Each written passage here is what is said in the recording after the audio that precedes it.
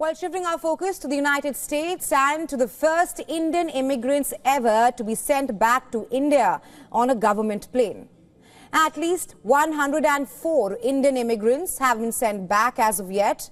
But what happens to those who are still in America, whose status in America is either dubious or illegal or under question?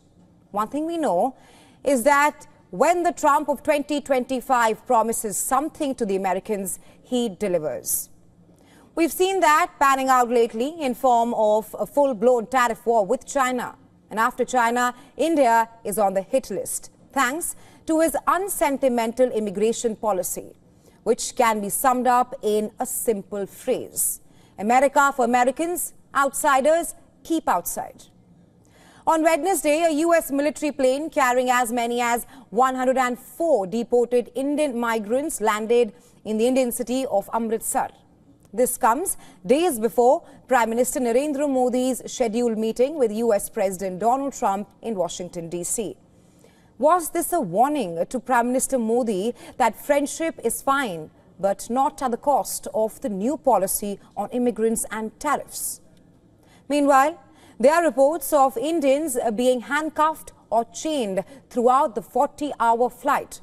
The very fact that India's Foreign Minister Dr. S. Jaishankar has assured that the government is working with the US to ensure that Indians are not mistreated on their way back, which means clearly that they were mistreated on the first flight.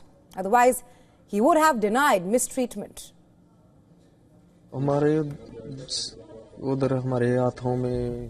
They cuffed our hands and legs. We were told that they are sending us to the camp, but instead they boarded us to the plane back to India. It took us 40 hours to reach Amritsar airport. Then we were uncuffed. फिर हमको 40 घंटे लगे Amritsar airport पहुंचने के लिए. जब वो पहुंचा तो उसने हमारे पैर और हाथ की बेड़ी खोल दी. India's Foreign Minister Dr. S. Jaishankar told Parliament that it was standard practice for U.S. immigration and customs authorities to restrain deportees, but that it was not done with the women and children on the plane to India. Those who have returned have also testified to their harrowing experiences. Mr. Chairman, sir, it is the obligation of all countries to take back their nationals if they are found to be living illegally abroad. This is naturally subject to an unambiguous verification of their nationality.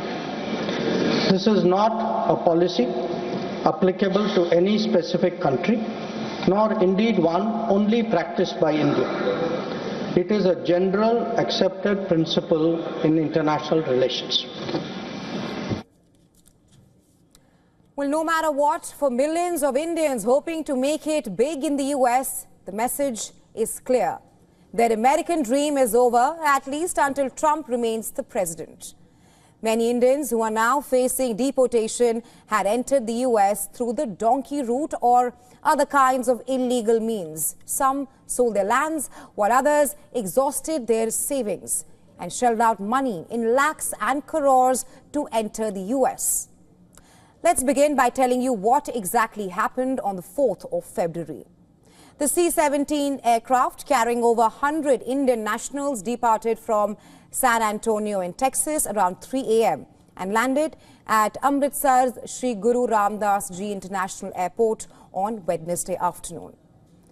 As the U.S. military plane made a landing, media and family members gathered at the airport to receive the deportees, many of whom fought several odds and suffered hardships and spent a great deal of money to arrive at the great land of America, only to be returned soon and empty-handed. The flight, which is the first such to send illegal immigrants back home in the Trump 2.0 era, carried migrants mainly from the states of Gujarat, Maharashtra and Punjab. 33 of those deported are from Gujarat, 33 from Haryana, 30 from Punjab and 3 from Maharashtra, 3 also from Uttar Pradesh and 2 from Chandigarh, for whom the journey back home was exceptionally long. You may wonder why. For this, was the longest distance flight since the Trump administration began deploying military aircraft for migrant transportation. As per a US official, meanwhile, besides being painfully long, the word is the journey has been harrowing too. Strict security protocols were in place as deportees, including women and minors, were questioned and grilled by multiple agencies endlessly for hours before being allowed to go home. And this has sparked anger among several quarters, including India's opposition, who questioned Indian Prime Minister Narendra Modi for the lack of measures in place for the safety and dignity of the deportees. We are protesting precisely this issue, that the manner in which the US did what they did was really unacceptable. We believe they have a legal right to deport people who are illegally in their country. And if they are proven to be Indian nationals, we have a legal obligation to admit them, to accept them in our country. But the manner in which it was done, in handcuffs, squeezed into a military aircraft, in such an abrupt manner, that is not acceptable. The acts of deportation looms on about 1.4 million illegal immigrants in the US, among whom are 18,000 identified and undocumented Indians who could be sent back, as per reports, which means more of such flights can be expected in the coming few days. And this was just the first batch of Indian nationals who were deported as a part of Trump's agenda, which have already induced panic and anger among sections. So far, the US, it has sent military planes to Honduras, Peru and Guatemala. Colombia and Mexico both denied the US permission to land military planes on their soil, but allowed the arrival of their chartered flights carrying undocumented migrants. But there's no stopping Trump until he has achieved what he had set out for.